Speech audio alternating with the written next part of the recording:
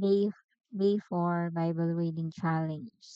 So we will read a little bit longer tonight so that we can uh, do it for the whole month because we are a little bit late. And before we go with our Bible reading, we will pray. Father God, we just wanted to give all the glory and praises to your name because you are good and kind. And thank you for the life that we have and the grace, Panginoon, that you sustain us for every day, Panginoon. And we pray, Lord, and we invite you and acknowledge you in our Bible reading that you may help us to understand your word. In Jesus' name, Amen. Sa aklat ng Job, chapter 6 to 16. Chapter 6, verse 1. Ang sagot ni Job, ang suliranin ko't paghihirap kong titimbang lahat, magiging mabigat ang hayos na buhangin sa dagat. Kaya mabibigat kung salita'y huwag ninyong ikagulat. Ako'y pinana ng Diyos na makapangyarihan, laso ng palaso'y kumalat sa aking katawan. Galit ng Diyos sa akin ay inihanay. Walang angal ang asno kung sa amo ay sagana. At ang mga baka ay tahimik kung may dayaming ninunguya. Ang pagkaing walang asin, may sarap bang idudulot? Meron bang lasa ang puti ng itlog? Sa lahat ng iyan ay nawala ang aking gana sapagkat kung kakainin ko man, pinilit na rin susuka. Ibigay sana ng Diyos ang aking hinihiling, sana ipagkaloob niya ang aking hangarin. Higit ko pang nanaisin at aking ikagagalak ang buhay na taglay ko, bibigyan na niya ng wakas. Kapag nangyari ito, ako'y liligaya. Sa gitna ng pagdurusa, lulundag sa saya. Alam kong banal ang Diyos. Kaya di ko sinusuway kanyang mga utos. Ang lakas ko ay ubos na. Hindi na ako makatagal. Kung wala rin lang pag-asa, bakit pa mabubuhay?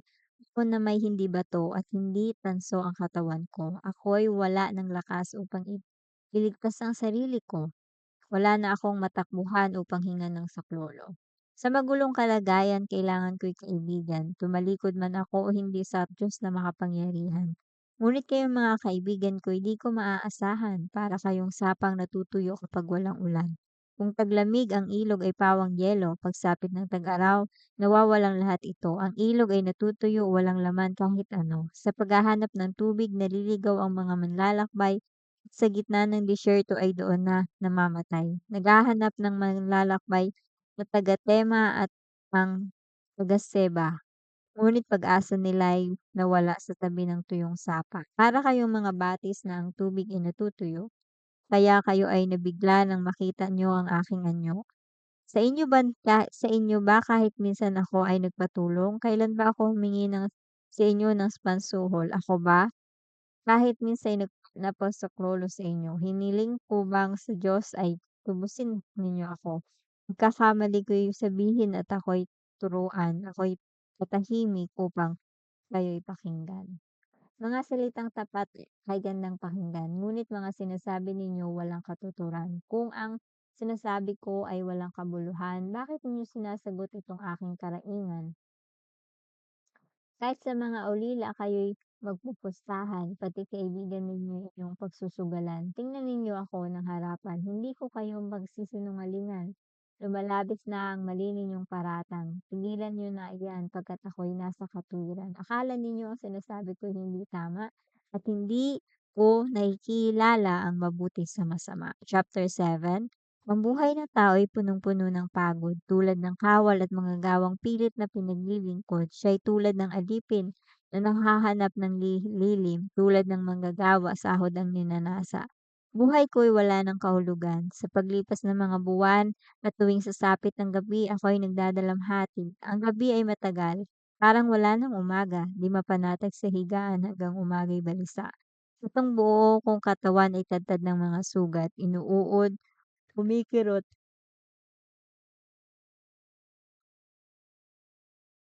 ang nana ay lumalabas. Mga araw ko'y grabe naman yung sugat niya. Itong buo kong katawan ay tadtad ng mga sugat, inuuod, kumikirot, at nana ay lumalabas. Mga araw ko'y lumilipas ng walang pag-asa, kay bilis umikot parang sa makina. Alalahanin ninyong ang buhay ko'y isang hininga lamang. Hindi na ako muling makakita ng kabutihan. Kaunting panahon na lang at ako ay papanaw. Di na ninyo ako makikita at di na matatagpuan. Tulad ng ulap na napadpad at naglalaho. So, sobrang hirap ng kalagayan ni Job. Parang sinasabi niya na malapit na siyang matay, 'no? Kapag namatay ang tao, 'di na siya makakabalik sa mundo, hindi na siya makakauwi kailanman. Mga kakilala niya, siya'y malilimutan. Kaya ako'y hindi mapipigil na magbuka nitong bibig upang ibulalas-bulalas ang pait sa loob ng aking dibdib. Bakit ako'y inyong binabantayan? Ako ba'y dambuhalang mula sa karagatan? Ako ay nahihiga upang ako'y magpahinga, upang kahit sandali sakit ko ay mapawi. Ngunit maging sa pagtulog ako'y inyong tinatakot, masasamang panaginip, pangitain at ang mga bangungot. Kaya nais ko pang ako ay mabigti, kaya kaysa mabuhay sa katawang may pighati. Ako'y hirap na, ayaw ko ng mabuhay, iwan mo na ako, buhay ko'y wala rin lang saysay. Ano ba ang tao upang inyong pahalagahan? Bakit pinapawisan mo ang iyong mga galaw? Pinapansin mo ang kanyang mga galaw. Tuwing umaga, siya'y iyong sinusuri, sinusubok mo siya sa bawat sandali. Kahit saglit ilayo mo sa akin ang iyong tingin, nang ako'y magkapanahon na laway ay lunukin. Kung ako ay nagkasala, ano ba naman sa iyon sa iyo? Ikaw na pagmamasid ng mga tao, bakit ba ako ang napagbubuntunan mo? Ako ba ay isang pabigat sa iyo? Bakit di papatawarin ang aking kasalanan? Bakit di pakalimutan ang aking pagkukulang? Ako rin lang, patungo na sa huli kong hantungan, ako'y iyong hahanapin ngunit di matatagpuan. Sa kabila ng mga sinabi dito ni Job, sabi ng Diyos ay hindi siya nagkasala. So, dito natin makikita na kahit gaano kapighati yung mga sinasabi ni Job, hindi siya nagkasala sa mata ng Diyos kasi alam ng Diyos, naiintindihan ng Diyos kung saan nanggagaling yung mga sinasabi niya. Chapter 8, ito naman ang sagot ni Bildad na Suhita. Hanggang kailan ka magsasalita ng ganyan, mga salitang parang hangin at walang kabuluhan? Hindi pinipilit ng Diyos ang katarungan, hindi binabaluktot ng makapangyarihan ang katuwiran. Maaaring nagkasala sa Diyos ang iyong mga anak, kaya't ibinigay nila sa kanila ang parusang nararapat. Ngunit kung ikaw ay lalapit at makiusap sa Diyos na makapangyarihan, kung ikaw ay talagang tapat at malinis ang kalooban, tutulungan ka ng Diyos, gagantimpalaan at ibabalik niya ang iyong sambahayan. Sabi ni no, na makita nila 'pag tayong nasa sitwasyon ni Job 'no, ano nga ba yung una nating maisip? Nagkulang ba tayo sa Diyos? Nagkasala ba tayo sa Diyos? Bakit gano'n yung nangyari? Maliit na bagay ang mga nawala mong kayamanan kung ihahambing ang sa iyo'y kanyang ibibigay. Alamin mo ang mga nagdaang kasaysayan, itanong sa matatanda ang kaalamang natuklasan. Buhay natin maikli lang at kaalaman natin kulang, parang anino lamang tayo'y dumaan sa ibabaw ng lupa. Pakaisipin mo ang kanilang mga aral, ang kanilang sinasabi ay iyong pakinggan. Ang halaman sa tubigan ay di na mabubuhay, kundi sa matubig at malamig na lugar lamang. Ito'y unang nalalanta. Pag ito ay natuyuan, kahit bagong tubo pa lang ay di pa napuputulan. Ganyan ang katulad ng mga taong walang Diyos. Pag-asa ay nawawala kapag ang Diyos ay nilibot. Ang mga bagay na pinagkatiwalaan nila ay kasing rupok lamang ng sapot na gagamba. Kapag ito'y sinandalan, agad itong nalalagot. 'Pag ito'y hinahawakan, tiyak itong masisira. Ang masasamang tao ay parang damong nagsusulputan, tulad ng masamang damong kumakalat sa halamanan. Bumabalot sa mga bato ang kanilang mga ugat, at sa bawat bato sila'y humaharhawa. Ngunit kapag sila'y nabunot sa kinatatamnan, wala nang nakakaalala sa dati nilang kalagayan. Ganyan ang kasiyahan ng masamang tao. May iba namang nililitaw at kukuha ng kanilang pwesto. Hindi pababayaan ng Diyos ang mabuting tao, ngunit ang masama'y hindi siya sasaklolo. Tatawarin ka niya at pagsisigawin sa tuwa, ngunit ang mga kaaway mo'y kanyang ipapahiya. Ang kanyang tahanan ang at ang tahanan ng masama ay ganap na mawawala. Ito naman ang ang tugon ni Job, "Matagal ko nang alam ang mga bagay na 'yan, ngunit sino bang matuwid sa harap ng may kapal? Meron bang maaaring makipagtalo sa kanya? Sa sanlibo niyang tanong, walang makakasagot kahit isa. Ang Diyos ay matalino at makapangyarihan. Sinong lumaban na sa kanya ay nagtagumpay? Walang sabi-sabing inuuga niya ang bundok. Sa tindi ng kanyang galit, ito'y kanyang dinudurog. Ang buong lupa ay kanyang niyayanig at inuuga niya ang saligan ng daigdig. Maaari niyang pigilan ang pagsikat ng araw pati ang mga bituin sa kalangitan. Mag-isa niyang inilatag ang sangkalangitan, kanyang tinapakan ng dambuhalang karagatan. Siya ang gumawa ng mga bituin sa kalawakan ng Uso, sa Orion, sa Pleiades, at sa mga kumpol ng mga bituin sa katimugan. Makapangyarihan niyang gawa ay hindi maunawaan. Ang kanyang mga himala ay hindi mabibilang. Siya'y nagdaraan, ngunit hindi ko mamasdan. Siya'y kumikilos, ngunit hindi ko maramdaman. Nakukuha niya ang anumang magustuhan at sa kanya'y walang makakahadlang, walang makakapagtanong. Bakit mo ginawa yan? Ang puot ng Diyos ay hindi maglulubag sa mga tumulong sa dambuhalang si Rahab. Paano ko masasagot ang tanong niya sa akin? Maghahanap pa ako ng mga salitang aking bibigkasin, kahit ako'y walang sala, ang tangi ang tangi kong magagawa sa harap ng Diyos sa hukom ay magmakaawa. Kahit bayaan niyang ako'y magsalita, hindi ko rin matiyak kung ako'y papakinggan niya. Malakas na bagyo at mga sugat ang sa akin ibinigay kahit wala namang siyang sapat na dahilan. Ang hininga ko ay halos kanya ng lagutan. Puro kapaitan ang dinulot niya sa akin. Sa lakas ng taglay, hindi siya kayang talunin, hindi siya maaring pilitin o sa hukuman ay dalhin. Ako'y walang kasalanan at tapat na namumuhay, ngunit bawat sabihin ko ay laban sa aking katauhan. Wala nga akong sala, ngunit hindi na ito mahalaga. Wala nang halaga ang aking sarili, pagod na akong mabuhay, iisa ang pupuntahan ng lahat. Ito ang aking nasabi. Kawawa, kapwa-wawa sa akin ng Diyos, ang masama at ang matuwid. Kung ang taong matuwid ay biglang namatay, tinatawanan ng Diyos ang sinapit ng kapwa. Hinayaan niyang ang daigdig ay pagharian ng masama. Ang paningin ng mga hukom ay tinakpan niya. Kung di siya ang may gawa nito, sino pa nga kaya? Ang aking mga araw ay bilis na lumilipas, walang mabuting nangyari kaya't nagmamadaling tumatakas. Parang mabilis na bangka ang buhay kong ito. Kasing bilis ng agila kung dumadagit ng kuneho. Kung makakalimutan ko na lang ang aking pagdurusa, tatawanan ko na lang ang aking problema, nangangamba ako na iyong ipalagay na ang kasawian ko ay bunga ng aking kasalanan. Kung ako ay napatunayan ng pagkasala, anong pagsisikap ang magagawa ko pa? Hindi ako malilinis ng kahit anong sabon, hindi na ako puputi kuskusin man ng apog. Tapos akong ihagis sa napakaruming balon. Ikinahihiya ako maging ng aking mga sariling damit. Kung ang Diyos ay tao lang, siya'y aking sasagutin kahit umabot sa hukuman ang aming usapin. Ngunit sa aming dalawa'y walang tagapamagitan upang alitan namin ay kanyang matahatulan. Ipamalo ng Diyos, sana ilayo sa akin at huwag na sana niya akong takutin at ihahayag ko ang nais kong sabihin sapagkat ako ang nakakaalam sa sarili kong damdamin. Chapter 10. Ako'y nasa buhay kong ito.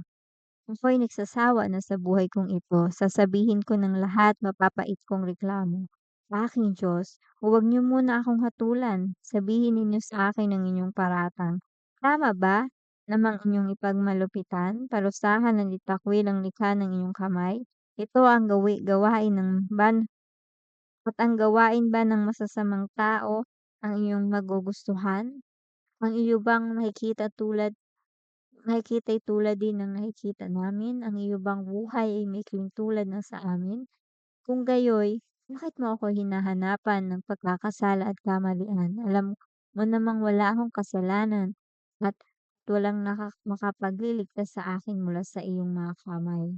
Ang mga kamay mo ang sa akin lumilikha, ngayon kamay mo rin ang sa akin sumisira. Di ba't mula sa lupa ay ginawa mo ako? Ngayon ba'y pupulbusin at ibabalik dito? Niloob mong ako'y magmagaling manggaling sa aking ama, inaluga, pinalaki sa tiyan ng aking ina. Nilagyan mo ng buto at litid ang aking katawan, saka binalutan ng balat at kalamnan. Ako'y binigyan mo ng buhay at wagas na pagmamahal at ang pagkalinga mo sa akin bumubuhay. Ngunit ngayo'y alam ko na ang iyong balak. Matagal ng panahong gusto akong ipahamak. Kapag ako'y nagkasala, ito iyong tinatandaan upang ipagkait mo sa akin ang kapatawaran. Kapag ako'y nagkasala, may katapat itong parusa. Kapag gumawa ng mabuti, wala namang gantimpala. Punong-puno ng kahihiyan itong aking abang buhay. Kung ako'y magtagumpay, parang leon mong tutugisin, gumagamit ka pa ng himala upang ako'y kalabanin. Palagi kang may testigo laban sa akin, ang galit mo sa akin tumitindi bawat oras, palagi kang may naisip na panibagong bitag. Bakit mo hinahayaang ako'y isilang ka? Namatay na sana ako bago pa mayroong sa akin nakakita. Bago ako isinilang na ako sana'y namatay na. Sa libingan sana nagtuloy mula sa tiyan ng aking ina. Maikli na ang aking buhay kaya't ako'y tigilan mo na. Upang sa aking natitirang araw makadama ng kaunting ginhawa. Ako'y malapit ng pumanaw at hindi na magbabalik. At pupuntahan ko'y madilim at mapanglaw na daigdig. Isang lupain ng anino, kaguluhan na ang pinakahilawayang kadiliman. Chapter 11. Sumagot naman si Sofar na isang naamita. Palalampasin na lang ba ang napakarami mong sinabi? Tama ba ang isang tao kapag ito ay maraming salita? Akala mo ba'y di masasagot ang mga sinasabi mo? At sa iyong pangungutya, kami di na makapagsalita. Pinipilit mong tama ang iyong paniniwala. Sa harap ng Diyos, ika'y malinis na lubos. Magsalita sana ang Diyos upang ika'y masagot, upang masabi sa iyo ang mga lihim ng karunungan sapagkat napakalalim ng kanyang kaalaman. Parusa nga niya sa iyo mas maliit kaysa inyong kasalanan. Masusukat mo ba ang kapangyarihan ng Diyos? Kanyang kadakilaan, iyo bang maaabot? Higit itong mataas kaysa kalangitan at mas malalim kaysa daigdig ng mga patay. Malawak pa iyon kaysa sanlibutan, higit na malaki kaysa karagatan. Ang dakpin ka ng Diyos at iharap sa hukuman, mayroong bang sa kanya'y makahadlang? Kilala ng Diyos ang taong walang kabuluhan. Kitang-kita niya ang kanilang kasamaan. Ang hangal ay maaaring tumalino kung ang mailap na asto ay pinanganak ng maamo. Ang inyong puso, Job, sa Diyos mo isuko at sa Kanya iabot ang mga kamay mo. Alisin mo ang kasalanan ng iyong mga kamay, linisin mo sa kasamaan ng iyong tahanan, at taas noo kang haharap sa sanlibutan. Matatag ang loob, walang kinakatakutan. Mga pagdurusa mo ay malilimutan para lamang itong bahang nagdaan. Magliliwanag ang iyong buhay higit pa sa sikat ng araw. Ang buhay mong nagdilim ay magbubukhang liwayway. Papanatag ang buhay mo at papupuno ng pag-asa, iingatan ka ng Diyos at bibigyan ng pahinga. Wala kang kaaway na katatakutan, maraming lalapit sa iyo upang humingi ng tulong, ngunit ang masama, kabiguan ng nadarama. Walang kaligtasan, kahit saan sila magpunta, kamatayan lamang ang kanilang pag-asa. Ang sagot ni Job, walang duda na ikaw ang tinig ng bayan. Kapag ikay namatay, karunungan ay kasama mong papanaw. Kung may pangunawa ka, ako'y mayroon din. Di mo masasabing higit ka kaysa akin. Lahat ng sinabi mo'y nalalaman ko rin. Pinagtatawanan ako ngayon ng aking mga kaibigan, kahit ako ay matuwid at walang kasalanan. Minsan din na may sinagot ng Diyos ang aking kahilingan. Maginhawa ka ngayon, ngunit ako'y iyong kinukutya. Inahampas mo ang isang taong babagsak na sa himig. Ang mga tulisan at masamang tao'y banatag ang buhay kapag ang dinudiyos nila ay ang lakas nilang taglay. Sa mga hayop at mga ibon, ika'y may matutunan. Magtanong ka sa kanila at ikaw ay tuturuan. Kausapin mo ang lupa at ikaw ay tuturuan. Magpahayag sa iyo ang mga isda sa karagatan. Silang lahat ay nakakaalam na ang Diyos ang sa kanila'y lumalang. Ang Diyos ang nagpapagalaw sa lahat ng bagay. Ang buhay ng bawat isa ay nasa kanyang mga kamay. Nalalasahan ng dila ang mga pagkain, naririnig ng tainga ang salitang dumarating. Ang matatanda ay may taglay na karunungan. Pinalawak ang unawa sa haba ng karanasan, ngunit likas sa Diyos ang kaalaman kapangyarihan, taglay niya'y karunungan at katalinuhan, walang makakapagtayo muli ng ganiyang giniba, sinumang ikulong niya ay walang makakapagpalaya. Nagkakaroon ng tagtuyot kapag pinigilan niya ang ulan, dumarating ang baha kapag tubig ang kanyang pinakawalan. Makapangyarihan siya kahit laging nagtatagumpay. Ang mandaraya at dinadaya ay nasa kanyang mga kamay. Inalis niya sa mga pinuno ang taglay nilang dunong, ginawa niyang hangal ang mga hukom. Inalis niya sa mga hari ang pamamahala at siya'y ginagapos niya ng mga tanikala. Maging mga pari kanyang hinihiya, mga nasa kapangyarihan kanyang ibinababa. Mga pinagkakatiwalaang tao'y kanyang pinatahimik, talino ng matatanda'y kanya ring inaalis, mga pinuno'y inilalagay niya sa kahihiyan. Mga namamahala'y inaalisan niya ng kalakasan, pinakamalalim na hiwaga kanyang inihahayag, maitim na kadiliman ay pinapalitan niya ng liwanag. Mga bansa'y pinapalakas niya't pinapalawak, ngunit kanya ring ginagapi ang tuloy winawasak. Karunungan ng mga hari ginagawang kahangalan. Sa pagpapasya'y nalilito, di alam ang pupuntahan. Sa dilim sila'y nangangapa. Sa paglakad ay nagliligaw. Animoy mga lasing sa daan ay sumusuray. Lahat ng sinabi ko ay narinig ko na rin. Ang alam mo'y alam ko rin. Hindi ka higit sa akin. Hindi kayo ang kausap ko, kundi ang Diyos na makapangyarihan, sa Kanya ko idudulog itong aking kalagayan. Ngunit kayo'y mga sinungaling, tulad ninyo'y manggagamot na walang kayang pagalingin. Tumahimik na lamang sana kayo, baka akalain pa ng iba na kayo'y matalino. Pakinggan ninyo ngayon ang aking sasabihin at ang aking panig ay inyong unawain. Bakit pa kayo'y nagsasalita ng di katotohanan? Makatutulong ba sa Diyos ang inyong kasinungalingan? Kayo ba ang tatayo at siya ay ipaglaban? Kayo ba ang magtatanggol sa kanyang kalagayan? Kung sisiyasatin kayo ng Diyos, ano kaya ang makikita? Siya ba'y inyong madadayang tulad ng iba? Tiyak na siya'y magagalit. Kayo ay pagsasabihan kahit palihim na meron kayong kinikilingan. Sasakmalin kayo ng takot pagkat siya'y makapangyarihan. Mga kasabihan ninyo'y walang silbi, tulad ng albo, singhina ng putik ang mga katwiran niyo. Tumatahimik na lang kayo at ako'y pagsalitain. Hayaang mangyari ang mangyayari sa akin. Nakahanda akong itaya ang buhay kong angkin. Hindi ako natatakot kung ako man ay patayin. Harap lamang sa kanya itong aking usapin. Maaaring iligtas ako ng aking katapangan sapagkat wala namang masamang tao na nakakaharap sa may kapal. Pakinggan mong mabuti itong aking sasabihin, ito'y paliwanag ko ay inyong unawain. Nakahanda akong ilahad ang aking panig sapagkat alam ko namang ako ay nasa katwiran. O Diyos, lalapit ka ba upang ako'y usigin? Kung gayon, handa akong mamatay at manahimik at mamatay. Mayroon akong dalawang kahilingan at ako'y di magtatago kung iyong papayagan. Itigil mo na itong pagpaparusa sa akin at sa takot ay huwag mo akong patayin. Magsalita ka at ang aking tutugunin o kaya sagutin mo ang aking sasabihin. Saan ba ako nagkamali? Ano ba ang aking kasalanan? Magkakasala ako'y maaari ko bang malaman? Bakit ako iyong pinagtataguan? Bakit tinuturing mo akong isang kaaway? Para akong isang dahon, huwag mo na akong takutin. Ang katulad ko ita na tinatangay ng hangin. Kay pait naman ng inyong mga paratang. Kasalanan ko noong ako'y bata, iyo pang ibinibilang. Itong aking mga paa ay nilagyan pa ng gapos, tinitingnan, sinusuri ang aking bawat kilos. Kaya't ako'y parang kahoy na nabubulok, parang damit na nasisira, unti-unting nauubos. Chapter 14. Maikli ang buhay ng tao. Ang buhay ng tao ay maikli lamang, subalit punong-puno ng kahirapan.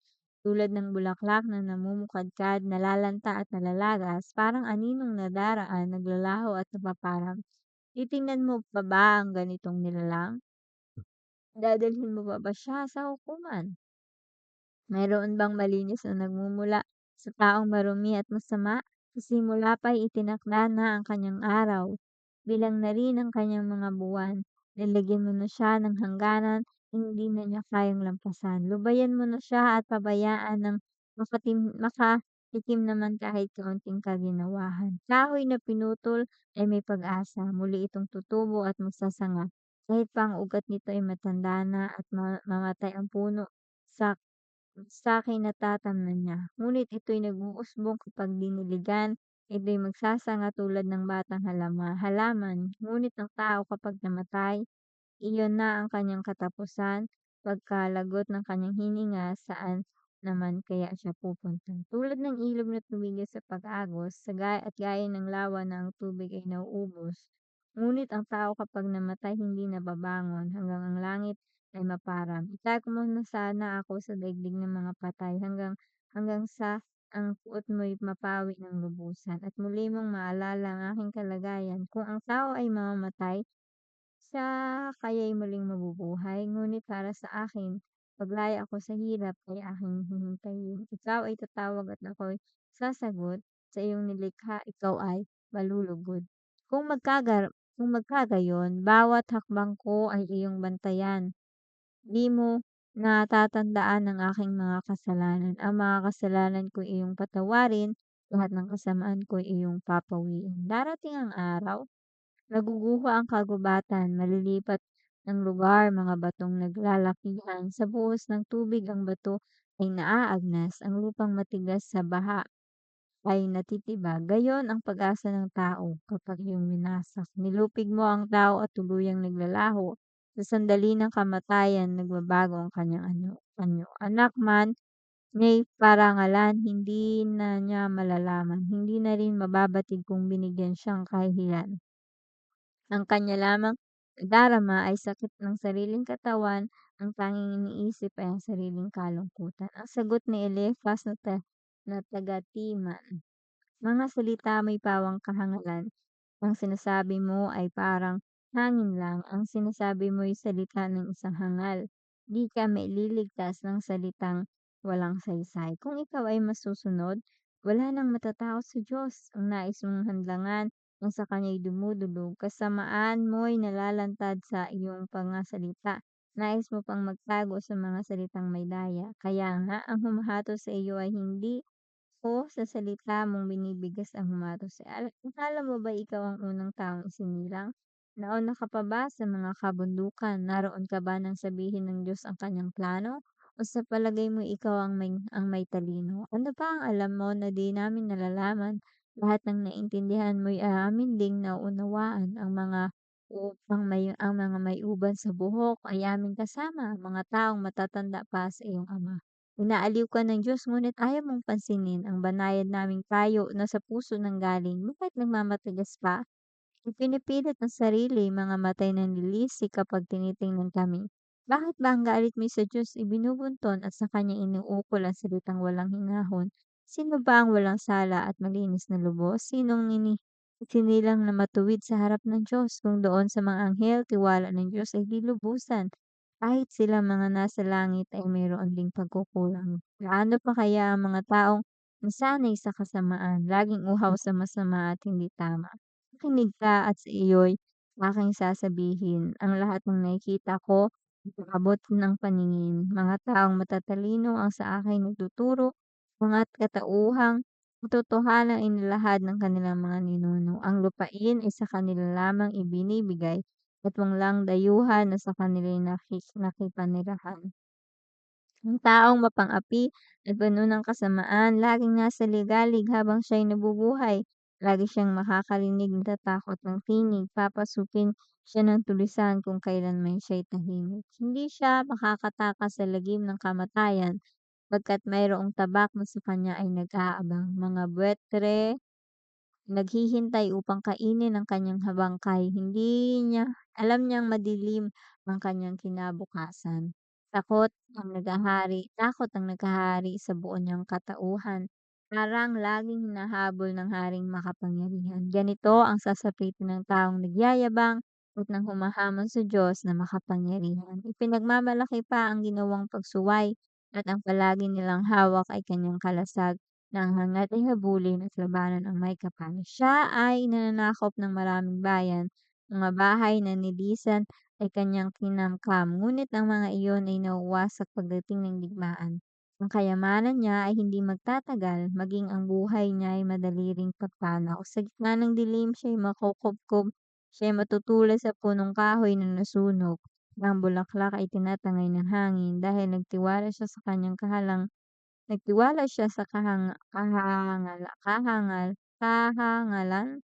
kahangalan din ng kanyang kabayaran. Maaga niyang tatanggapin ang kanyang kabayaran tulad ng sangang nalanta, di na muling mananariwa.